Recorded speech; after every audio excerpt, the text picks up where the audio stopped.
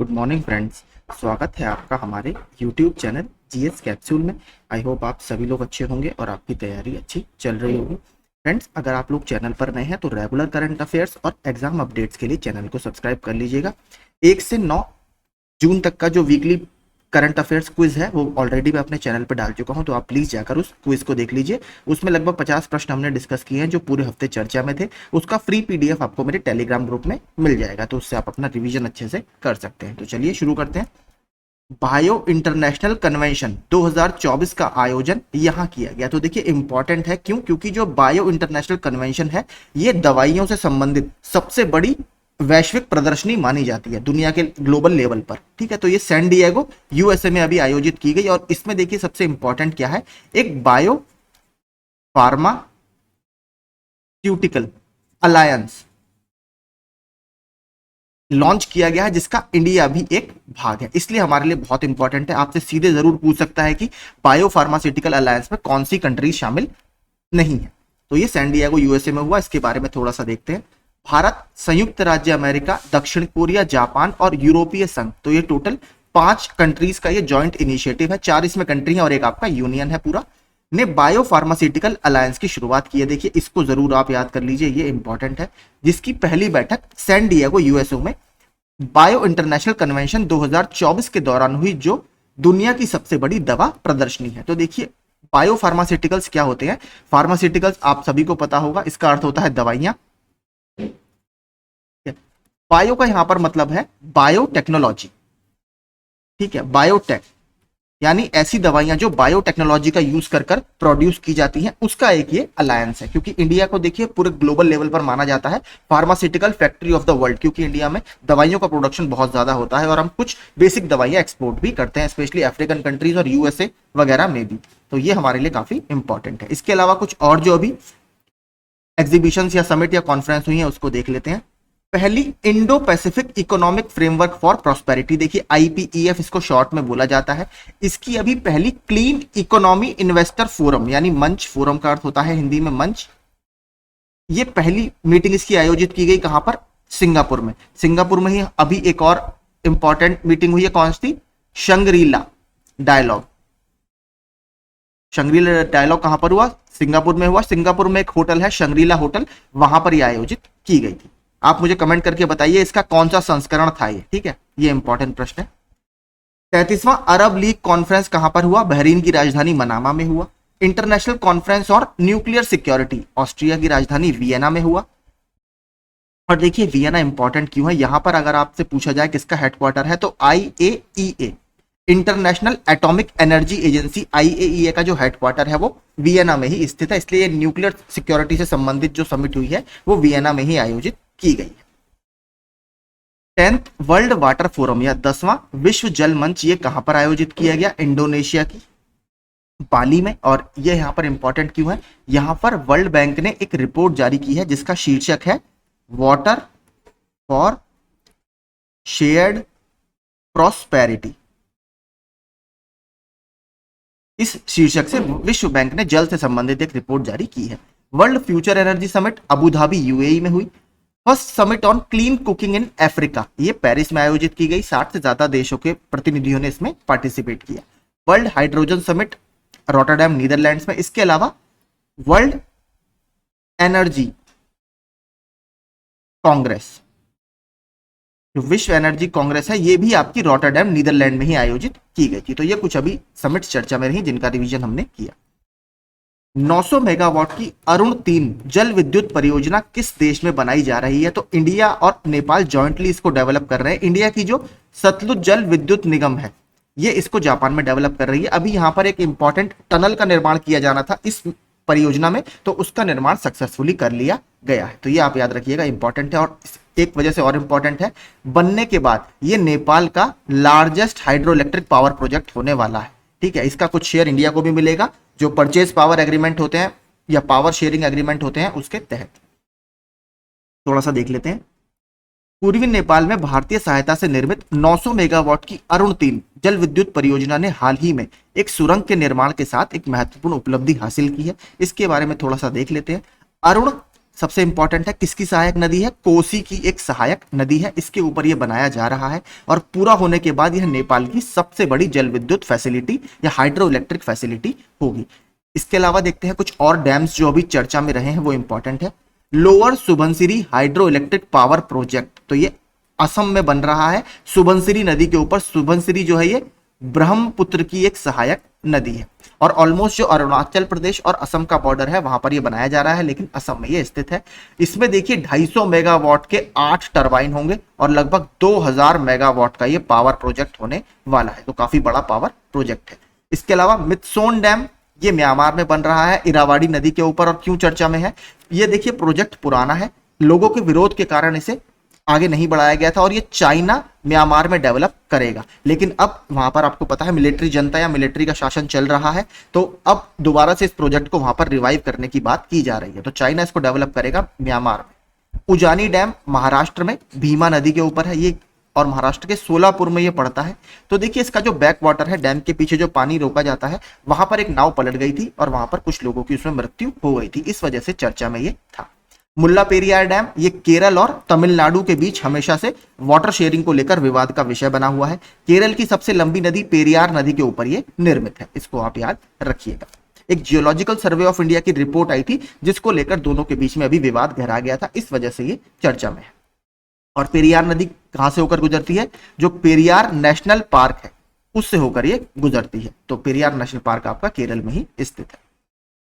हाल ही में किस देश में 700 मीटर लंबे राष्ट्रीय एकता पुल का अनावरण किया गया है? तो इसको नेशनल यूनिटी ब्रिज या ब्रिज ऑफ नेशनल यूनिटी बोला जा रहा है और हंगरी में इसका उद्घाटन किया गया है। और यह कहा जा रहा है दुनिया का सबसे लंबा बाई डायरेक्शनल पुल है ये, मतलब जिसमें आना और जाना एक ही पुल में होता है, तो उसके हिसाब से ये दुनिया का सबसे लंबा पैदल पुल है या सस्पेंशन ब्रिज है जो केबल्स की सहायता से बनाया जाता है। तो 6 जून को हंगरी के स्टॉटरली जाजुली में पैदल यात्रियों के लिए दुनिया का सबसे लंबा 2 तरफा सस्पेंशन ब्रिज आम लोगों के लिए खोल दिया गया है और लगभग 800 मीटर ये लंबा है। संयुक्त राष्ट्र महासभा के 79वें सत्र के अध्यक्ष के रूप में किसे चुना गया है? तो फॉर्मर कैमरून के जो प्राइम मिनिस्टर थे उनको इस बार इस पद के लिए चुना गया है, नाम है इनका फिलेमोन यांग। नीचे से थोड़ा इसके बारे में आप पढ़ सकते हैं। संयुक्त राष्ट्र महासभा ने 6 जून को कैमरून के पूर्व प्रधानमंत्री फिलेमोन यांग को 79वें यूएनजीए सत्र यानी यूनाइटेड नेशंस जनरल असेंबली इसको बोला जाता है इंग्लिश में। और ये किसका स्थान लेंगे? जो 78 सेशन के अध्यक्ष थे डेनिस फ्रांसिस, जो कि आपके त्रिनिदाद और टोबैगो जो आपका कैरिबियन सागर में पड़ते हुए देश है उसकी जगह ये लेंगे। तो ये हमारे लिए नियुक्ति एक इंपॉर्टेंट है। बात करें अगर कैमरून की, तो ये एक अफ्रीकी नेशन है, अफ्रीकन नेशन है और इसकी जो राजधानी है वो है याउंडे। ठीक है, याउंडे इसकी राजधानी है। और देखिए इंपॉर्टेंट क्यों है, ये अभी चर्चा में थी, एक डिक्लेरेशन या घोषणा पत्र साइन हुआ है, याउंडे घोषणा पत्र या याउंडे डिक्लेरेशन। और ये आपसे सीधे पूछ सकता है कि किससे संबंधित है। आपको पता होगा अफ्रीकी देशों में मलेरिया का प्रकोप बहुत रहता है, तो ये मलेरिया से संबंधित एक डिक्लेरेशन है कि कैसे हम मलेरिया का प्रकोप अफ्रीकी देशों में कम करें, उससे संबंधित ये है। यहां पर एक मीटिंग हुई थी, उसी के दौरान ये साइन किया गया था। तो याउंडे घोषणा पत्र या याउंडे डिक्लेरेशन मलेरिया से संबंधित है। याउंडे कैमरून की राजधानी है। इसकी मुद्रा की बात करें तो यहां पर मुद्रा चलती है CFA फ्रैंक। ये देखिए कई सारे अफ्रीकी देशों की मुद्रा है, अलग अलग हमने बार बार इसको कवर किया, तो ये अभी इस वजह से चर्चा में था। इसके अलावा अफ्रीकी देश है तो अफ्रीकी ने एक और अभी नई करेंसी लॉन्च की है, किसने? जिम्बाब्वे ने, जिम्बाब्वे गोल्ड ZIG। तो ये एक स्वर्ण समर्थित मुद्रा है। पहले इसको डिजिटल फॉर्म में जारी किया गया था, बाद में फिर इसको नोट्स की फॉर्म में भी जारी किया गया है, हमने ये कवर किया था। हाल ही में की जाने वाली कुछ नियुक्तियां, तो दीनदयाल बंदरगाह प्राधिकरण के अध्यक्ष किसको चुना गया है? सुशील कुमार सिंह जी को चुना गया है। इन्होंने किसको रिप्लेस किया है? SK मेहता को। SSC यानी कर्मचारी चयन आयोग के अध्यक्ष कौन बने हैं? राकेश रंजन सर बने हैं। 77वें WHA कार्यक्रम समिति A, तो एक कमेटी A होती है। 77th वर्ल्ड हेल्थ असेंबली हुई थी जिनेवा स्विट्जरलैंड में, वहां पर अपूर्व चंद्रा जी को कमेटी A के अध्यक्ष के रूप में चुना गया था। कुवैत के नए क्राउन प्रिंस कौन बने हैं? तो शेख सबा खालिद अल सबा कुवैत के नए क्राउन प्रिंस बने हैं। तो ये कुछ अभी नियुक्तियां चर्चा में थी। स्वास्थ्य मंत्रालय के तहत किस संगठन के साथ मिलकर हाल ही में एक digital platform national health claim exchange, देखिए ये भी न्यूज इंपॉर्टेंट है, नेशनल हेल्थ क्लेम एक्सचेंज अभी बनाया गया है ministry of health and family welfare ने IRDAI के साथ मिलकर, यानी insurance regulatory development authority of India, इसके साथ मिलकर इसको बनाया गया है। और इसका देखिए मुख्य उद्देश्य क्या है, जो बीमा कंपनियों, स्वास्थ्य सेवा प्रदाताओं और सरकारी बीमा प्रशासकों को एकजुट करने वाला एक डिजिटल प्लेटफॉर्म है। हाल ही में खबरों में रही स्टैंडर्ड मिसाइल 6 SM-6 इसको बोला जा रहा है, किस देश के द्वारा विकसित की गई थी, तो ये USA की एक मिसाइल है जिसका अभी अभी टेस्ट किया गया था। इससे या नेवल वर्जन का इसका टेस्ट किया गया था, नौसैनिक वर्जन का इसका टेस्ट किया गया था। ठीक है, यहां पर आप पढ़ेंगे अमेरिकी नौसेना के लिए रेथियन द्वारा विकसित SM-6 दिसंबर में चालू हो गया था। यह एक एंटी एयर, एंटी शिप और टर्मिनल बैलिस्टिक मिसाइल डिफेंस सहित कई मिशनों को पूरा करता है। इसके अलावा कुछ और जो मिसाइल्स अभी चर्चा में रही हैं, देखिए अमेरिका की एक मिसाइल है मिनटमैन 3rd मिसाइल, ये भी एक अभी चर्चा में रही थी। पुलावा मिसाइल, ये रशिया का न्यूक्लियर कैपेबल या परमाणु हथियार है। IRIS-T एयर डिफेंस सिस्टम है, देखिए इसको जॉइंटली डेवलप किया गया है Germany, Greece, Norway, Italy, Spain और स्वीडन के द्वारा, तो ये भी एक अभी एयर डिफेंस सिस्टम चर्चा में था। हाल ही में खबरों में रहा इंदिरा गांधी प्राणी उद्यान, यानी इंदिरा गांधी जूलॉजिकल पार्क किस राज्य में स्थित है, तो ये आंध्र प्रदेश में उपस्थित एक नेशनल पार्क है। और देखिए ये कैप्टिव ब्रीडिंग के लिए बहुत फेमस है। कैप्टिव ब्रीडिंग मैं आपको बता देता हूं क्या होती है। देखिए नॉर्मली जब जंगल होते हैं तो जंगल में जो जितने भी जानवर होते हैं वो नेचुरल रूप से प्रजनन करते हैं, लेकिन कभी कभी क्या होता है, कुछ जानवरों की संख्या लगातार कम हो रही होती है। इसका मुख्य कारण यह है कि उनके जो बच्चे होते हैं वो जंगली जानवरों से वो अपने बच्चों को नहीं बचा पाते, क्योंकि छोटे बच्चे जंगली जानवरों का बहुत आसान शिकार होते हैं। तो जब पॉपुलेशन घटने लगती है तो उस क्षेत्र की बायोडायवर्सिटी इंपैक्ट होती है, तब कैप्टिव ब्रीडिंग का सहारा लिया जाता है। इसमें क्या किया जाता है, एक बेड़ा बना दिया जाता है या एक प्रोटेक्टेड एरिया में ब्रीडिंग कराई जाती है। फिर जब तक उनके बच्चे एक स्टेबल पॉपुलेशन हासिल नहीं कर लेते या जब तक उनका जो ग्रोथ है वो एक अच्छे स्तर तक नहीं पहुंच जाता, तब उनको जंगल में छोड़ दिया जाता है ताकि वो जंगली जानवरों का शिकार ना बने और फिर इससे उनकी संख्या बढ़ती रहती है। तो इसको कैप्टिव ब्रीडिंग बोला जाता है। तो उसके लिए काफी फेमस ये केंद्र है। अगर बात करें, देखिए आंध्र प्रदेश का दो अभी काफी चर्चा में है। एक है आपका कौंडिन्य, ठीक है, कौंडिन्य वाइल्ड लाइफ सेंचुरी या कौंडिन्य वन्यजीव अभयारण्य चर्चा में है, ये आंध्र प्रदेश में स्थित है। यहां पर अभी एक श्रीलंकन गोल्डन बैग्ड फ्रॉग, मेंढक की प्रजाति की खोज की गई थी। इसके अलावा एक एलिफेंट रिजर्व चर्चा में है, रयाला। रयाला एलिफेंट रिजर्व आपका आंध्र प्रदेश का एकमात्र एलिफेंट रिजर्व है, तो ये भी आप याद रखिएगा, इस वजह से ये चर्चा में था।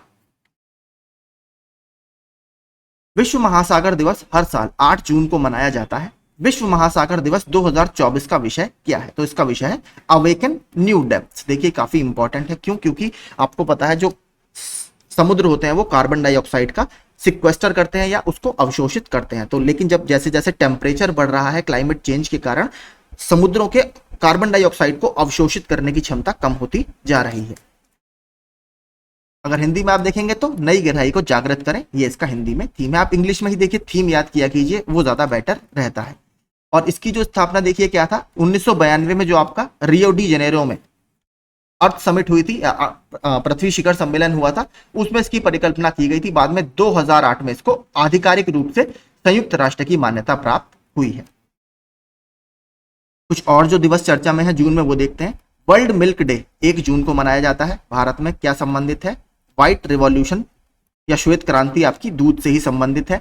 बात करें, इंडिया लीडिंग प्रोड्यूसर है, यानी इंडिया की ग्लोबल लेवल पर मिल्क के प्रोडक्शन में रैंक 1 है। भारत में फर्स्ट स्टेट कौन सा है, राजस्थान पहला राज्य है। सेकंड रैंक है यूपी की। और भारत में श्वेत क्रांति से किन साइंटिस्ट का नाम जोड़ा जाता है, वर्गीज कुरियन सर का। वर्गीज कुरियन सर को श्वेत क्रांति का जनक इंडिया में माना जाता है। वर्ल्ड एनवायरमेंट डे कब मनाया जाता है, 5 जून को मनाया जाता है। इस बार नरेंद्र मोदी जी ने इस एनवायरमेंट डे पर कौन से एक नए मिशन की शुरुआत की है, एक पेड़ मां के नाम। आप कमेंट करके बताइए मुझे इस बार इसकी थीम क्या रही है, आपका भी रिवीजन हो जाएगा। वर्ल्ड ब्रेन ट्यूमर डे कब मनाया जाता है, 8 जून को मनाया जाता है। विश्व खाद्य सुरक्षा दिवस कब मनाया जाता है, विश्व खाद्य सुरक्षा दिवस 7 जून को मनाया जाता है।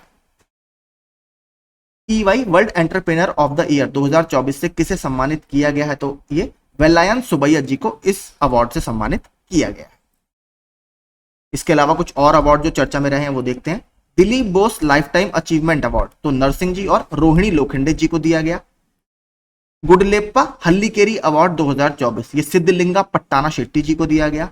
स्वास्थ्य संवर्धन के लिए नेल्सन मंडेला अवार्ड 2024 ये वर्ल्ड हेल्थ ऑर्गेनाइजेशन के द्वारा दिया जाने वाला अवार्ड है, और ये नेशनल जो निमहंस है आपका, national institute of mental health and neuro sciences, NIMHANS, ठीक है, बेंगलुरु का एक संस्थान है, उसको यह दिया गया है। संयुक्त राष्ट्र का WSIS 2024 चैंपियन पुरस्कार ये सी डॉट को मिला है। सी डॉट क्या है आपका, centre for development of telematics, तो ये दूरसंचार विभाग जो इंडिया का है उसका एक विभाग है या टेक्निकल विंग है, उसको ये दिया गया। UN military gender advocate of the year award major Radhika Sen ji को दिया गया है, दूसरी भारतीय हैं जिनको यह अवार्ड मिला है। Economic Times HR world future ready organization award ये NHPC को मिला है। RBI ने भुगतान धोखाधड़ी को कम करने के लिए डिजिटल भुगतान खुफिया प्लेटफॉर्म स्थापित करने के लिए विभिन्न पहलुओं की जांच के लिए एक समिति का गठन किया है। इस समिति की अध्यक्षता कौन करेगा, तो AP होता की अध्यक्षता में यह कमेटी बनाई गई है। देखिए जो पेमेंट से संबंधित फ्रॉड्स होते हैं उसके लिए RBI एक खुफिया या इंटेलिजेंस प्लेटफॉर्म या डिजिटल पेमेंट इंटेलिजेंस प्लेटफॉर्म बनाना चाह रहा है। उसके लिए RBI ने कि उसमें क्या क्या हमें करना चाहिए, उसके लिए एक समिति का गठन किया गया है और AP होता सर उसकी अध्यक्षता करेंगे। इसके अलावा देखिए एक बहुत इंपॉर्टेंट है, सुप्रीम कोर्ट की एक जेंडर सेंसिटिवनेस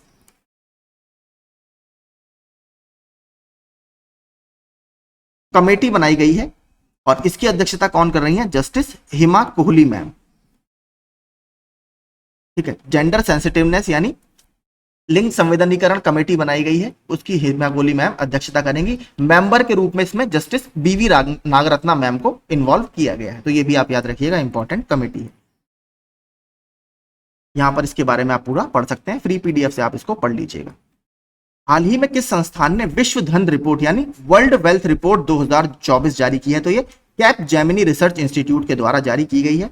जो आपके हाई नेटवर्थ इंडिविजुअल्स होते हैं यानी जो काफी ज्यादा इनकम जिनकी होती है, नेटवर्थ होती है, उसके बारे में ये हमें जानकारी देती है, तो यहां पर आप ये पढ़ सकते हैं।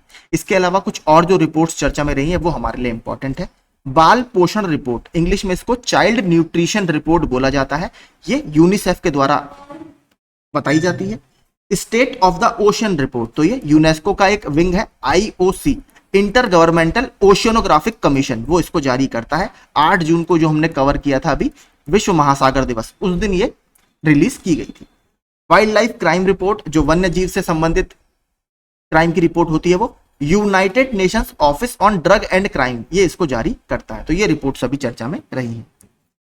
हाल ही में खबरों में रहा मोंगला पोर्ट किस देश में स्थित है, तो मोंगला पोर्ट बांग्लादेश का सेकेंड लार्जेस्ट पोर्ट है, ठीक है। अगर लार्जेस्ट पोर्ट की बात करें बांग्लादेश के, तो वो है आपका चिट्टागोंग, ठीक है। चिट्टागोंग जो पोर्ट है बांग्लादेश का लार्जेस्ट पोर्ट है। इंडिया अभी इस बांग्लादेश के मोंगला पोर्ट में इंटरेस्ट दिखा रहा है, इसलिए चर्चा में बना हुआ है।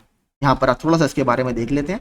भारत का लक्ष्य बांग्लादेश में मोंगला बंदरगाह का संचालन करना और चीन के क्षेत्रीय प्रभाव का मुकाबला करने के लिए एक नया टर्मिनल बनाना है। मोंगला बांग्लादेश का दूसरा सबसे बड़ा बंदरगाह है, नीचे देखिए मैंने मैप भी लगाया, ये है आपका मोंगला बंदरगाह, सेकंड रैंक है इसकी, और टॉप का है आपका चिट्टागोंग, इसकी रैंक 1 है बांग्लादेश में साइज के हिसाब से। इसके अलावा देखिए कुछ अभी विदेशी पोर्ट जो चर्चा में रहे हैं वो हम देख लेते हैं। 3 पोर्ट इंपॉर्टेंट है। सबसे पहला दार एस सलाम पोर्ट, ये आपका तंजानिया में स्थित है, ठीक है। इसका एक टर्मिनल है, उसको अभी ऑपरेट करने के लिए 30 साल के लिए Adani port special economic zone limited, Adani ports को इसका भी कॉन्ट्रैक्ट मिल गया है। दूसरा पोर्ट है हमारा शाहिद बहेश्ती टर्मिनल, कहां पर, चाबहार पोर्ट। चाबहार पोर्ट में 2 टर्मिनल्स हैं, शाहिद बहेश्ती टर्मिनल और शाहिद कलंतरी टर्मिनल। तो हमें जो 10 साल के लिए लाइसेंस मिला है वो मिला है शाहिद बहेश्ती टर्मिनल का। तीसरा आपका पोर्ट है सितवे पोर्ट। सितवे पोर्ट आपका कलादान रिवर पर स्थित है, कहां पर, म्यांमार में। तो ये हमारे लिए अभी 3 पोर्ट चर्चा में है, तीनों को आप याद कर लीजिएगा। हाँ सॉरी, एक और बता देता हूं, एक है हमारा केरल में स्थित विझिंजम पोर्ट, ठीक है। विझिंजम पोर्ट को भी हाल ही में वहां पर कस्टम्स ऑफिस वगैरह को एस्टेब्लिश करने की मंजूरी मिल गई है। ये केरल में डेवलप किया जा रहा है अदानी के द्वारा, और ये भारत का पहला ट्रांसशिपमेंट हब बनने वाला है। ट्रांसशिपमेंट हब क्या होते हैं? जैसे कोई बहुत बड़े कार्गो शिप से आपका माल उतरकर छोटे शिप्स में ट्रांसपोर्ट होना हो तो उसको ट्रांसशिपमेंट बोला जाता है। अभी भारत इसके लिए श्रीलंका और सिंगापुर पर निर्भर है। इस पोर्ट के बनने के बाद भारत की और देशों पर निर्भरता कम हो जाएगी। तो ये अभी कुछ पोर्ट चर्चा में रहे हैं। फ्रेंच ओपन 2024 का पुरुष एकल खिताब किसने जीता है? तो कार्लोस एल्काराज ने जीता है, और इसको जीतने वाले देखिए ये यंगेस्ट प्लेयर बन गए हैं, इसीलिए हमारे लिए बहुत इंपॉर्टेंट है। कौन से देश के हैं ये? स्पेनिश प्लेयर हैं, तो ये स्पेन से संबंधित है। अगला देखते हैं, फ्रेंच ओपन 2024 का महिला एकल खिताब किसने जीता है? तो ईगा स्विएटेक ने ये खिताब जीता है। ये इंपॉर्टेंट है, देखिए फिर से। और कहां की है ये पोलैंड की प्लेयर है। जलवायु परिवर्तन के कारण हाल ही में खबरों में आया गाड़ी सुगडब द्वीप किस देश में स्थित है? तो देखिए क्या हो रहा है, क्लाइमेट चेंज के कारण आइलैंड है, आइलैंड मतलब चारों तरफ से ये पानी से घिरा हुआ है, तो क्लाइमेट चेंज के कारण सी लेवल बढ़ रहा है, जिसकी वजह से पनामा का हिस्सा है, पनामा ने ये कहा है कि हम इस द्वीप में रहने वाले सभी लोगों को इवैक्यूएट करेंगे, यहां से बाहर निकालने का निर्णय उनके द्वारा लिया गया है। तो अब इससे देखिए साफ स्पष्ट हो रहा है जो क्लाइमेट चेंज के प्रभाव है वो अब हमें रियल में दिखाई देने लगे हैं, कि अब ये केवल किताबी बातें नहीं है, अब इसका प्रभाव रियल में देखने के लिए मिल रहा है। तो थोड़ा सा देख लेते हैं जलवायु परिवर्तन के प्रभावों, जिसमें समुद्र का बढ़ता स्तर, मीठे पानी का प्रदूषण और तटीय कटाव यानी कोस्टल इरोजन शामिल है। इसके कारण पनामा गाड़ी सुगडब द्वीप के पूरे समुदाय को स्थानांतरित करने की योजना बना रहा है। तो देखिए जैसे अंडमान निकोबार में हमारे यहाँ ट्राइब्स रहती हैं, इसी तरह यहाँ पर एक इंपॉर्टेंट ट्राइब रहती है गुना। ठीक है, गुना पीपल आपको इस द्वीप पर देखने के लिए मिलेंगे, तो ये आप याद रखिएगा, काफी इंपॉर्टेंट है। इसके अलावा कुछ और जो अभी जगह चर्चा में रही वो देख लेते हैं। प्लास्टिक अपशिष्ट प्रबंधन और रिसाइकलिंग संयंत्र कहां पर बनाया गया? सिक्किम में बनाया गया है। पहला खगोल पर्यटन अभियान जिसका नाम है नक्षत्र सभा, उत्तराखंड के मसूरी में आयोजित किया गया था। और हाँ, ये देखिए क्लाइमेट चेंज से संबंधित एक और इंपॉर्टेंट न्यूज है। कौन सा देश क्लाइमेट चेंज के कारण अपने सभी ग्लेशियर खोने वाला पहला देश बन गया है विश्व का? तो वो है आपका वेनेजुएला। ठीक है, तो ये आप याद रखिएगा। हाल ही में भारत और कतर के बीच निवेश पर संयुक्त कार्यबल यानी JTFI की पहली बैठक कहां पर आयोजित की गई थी? तो इंडिया और कतर के बीच ये पहली बैठक है और नई दिल्ली में आयोजित की गई थी। तो लगातार भारत खाड़ी देशों के साथ, जिसमें कतर भी शामिल है, आपको पता है, संबंध बनाता रहता है, क्योंकि हमारे हिस्टोरिकल टाइज यानी ऐतिहासिक संबंध इनसे पहले भी रहे हैं। तो ये इंपॉर्टेंट एक न्यूज थी। NPCI इंटरनेशनल पेमेंट्स लिमिटेड बहुत इंपॉर्टेंट है। देखिए भारत में जो UPI है उसका पूरा जो इंफ्रास्ट्रक्चर है उसको पता है national payments corporation of India develop करती है। अगर national payments corporation of India को बाहर के देशों के साथ टाई अप करना होता है तो एक विंग बनाया गया है इसका, इंटरनेशनल पेमेंट्स लिमिटेड, जिसको NPIL बोला जाता है।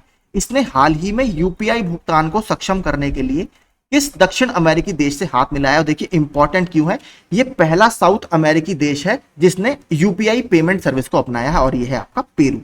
तो NPIL ने पेरू के साथ, NIPL ने पेरू के साथ समझौता किया है UPI सर्विसेज को डेवलप करने के लिए, जिससे ये साउथ अमेरिका का पहला देश बन गया है जिसने इस तकनीक को अपनाया है। इससे पेरू NPCI की तकनीक को अपनाने वाला पहला दक्षिण अमेरिकी देश बन गया है। तो ये हमारे लिए इंपॉर्टेंट है। पेरू की जो राजधानी है वो है लीमा, इसको याद रखिएगा, इंपॉर्टेंट है। और दो मुद्राएं यहां पर चलती हैं, एक है आपकी इंटी और एक है न्यू सोल। ये दो मुद्राएं आपको पेरू में देखने के लिए मिले। यही आज के सारे इंपॉर्टेंट करंट अफेयर्स थे। आई होप आपको सेशन यूजफुल लगा होगा और पसंद आया होगा। अच्छा लगा हो तो वीडियो को लाइक और चैनल को सब्सक्राइब कर दीजिएगा। इसका फ्री PDF आपको टेलीग्राम ग्रुप में मिल जाएगा। Thank you so much.